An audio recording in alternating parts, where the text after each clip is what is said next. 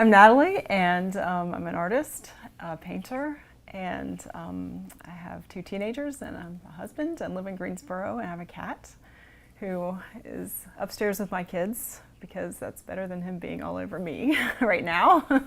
I paint abstract landscapes, and I like to use bright colors. Well, I knew I was an artist when I was probably a child because everyone said I was. My parents probably mostly would say, "Oh, you're such an artist, you're such a good artist," and that was great. Thanks, Mom and Dad, because that really helped me to build that identity in my mind. I didn't call myself an artist though until later when I was a grown up painting paintings in galleries and selling them, because then I realized, hey, people are reacting to my art and they like it and they want to live with it.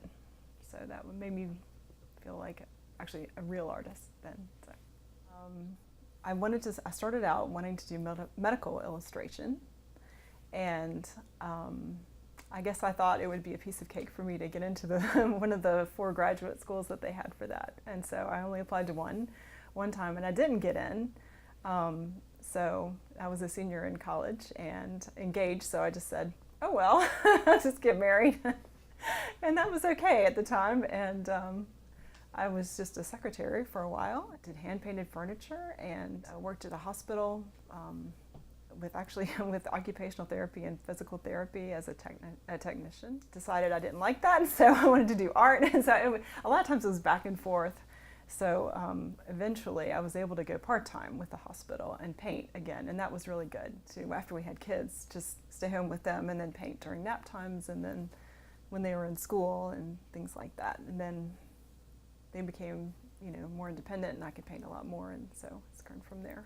So this is, like, I hate to say that I'm an artist. I had to say it because people say, now tell me you're an artist. And my dad's like, honey, I'm a painter. I paint the walls, you're an artist.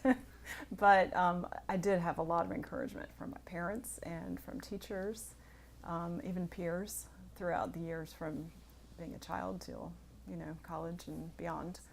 I would do a lot of charcoal drawings. There's some on the wall like that, but charcoal drawings of classical paintings and drawings, just kind of copying what the old masters had done. From there, I started doing watercolors of simple still life setups. And they were like 6 by 6 inches. And they were like fruit and flowers, the simple basic things. I call them vignettes because they were just like close-ups and, pretty simple. And they started selling. And so I was able then to continue on that. And I started doing still lifes in oil. And then I started doing landscapes. I would go out and paint at the library downtown, not downtown, sorry, the library over there. It's got a lake and it's got some trees and it's just real pretty. Then, like, the economy went south. I guess it was about 2008, and so a lot of my galleries closed. I probably lost 2 to 4 galleries at least just that year, and but there were a couple galleries I was still in. And they said, well, bigger abstracts are selling. Have you ever considered doing abstracts? And I thought, no way. I would never even know how to start with an abstract. But one of those galleries actually was Bev's. And I was talking to Bev, and she says, have you ever considered doing that? I'm like, no. I think she said, why don't you try it or something? So I thought, what the heck? So I tried doing it, and I realized it was very difficult.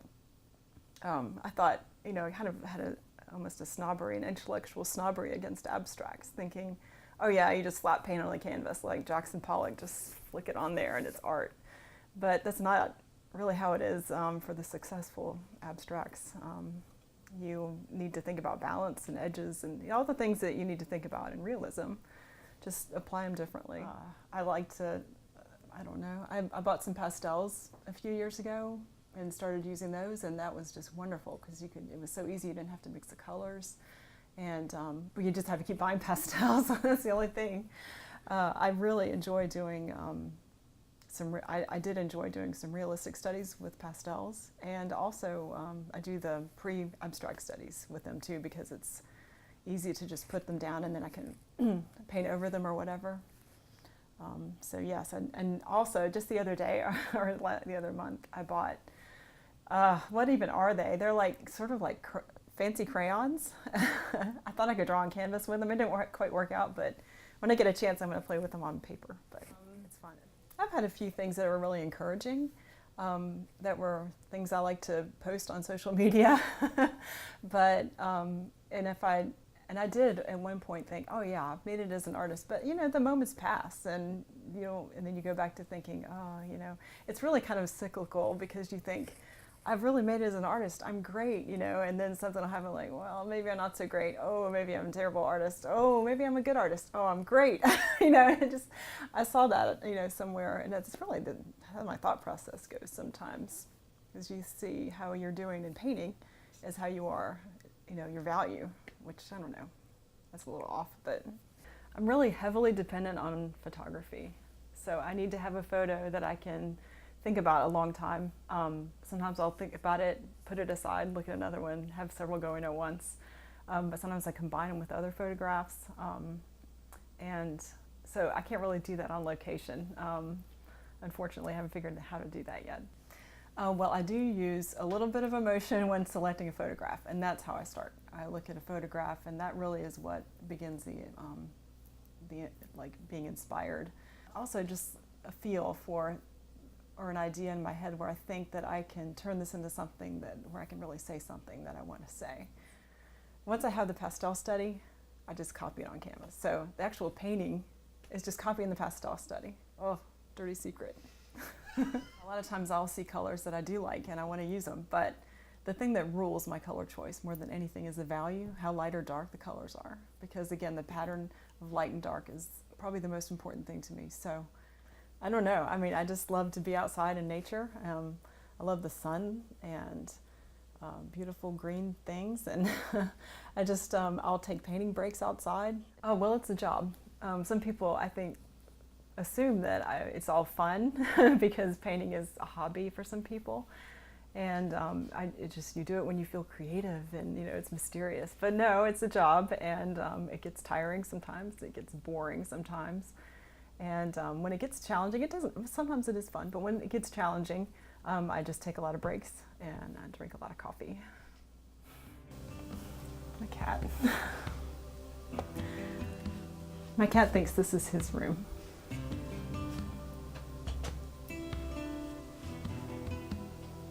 I think he's mad that I'm sitting in his chair.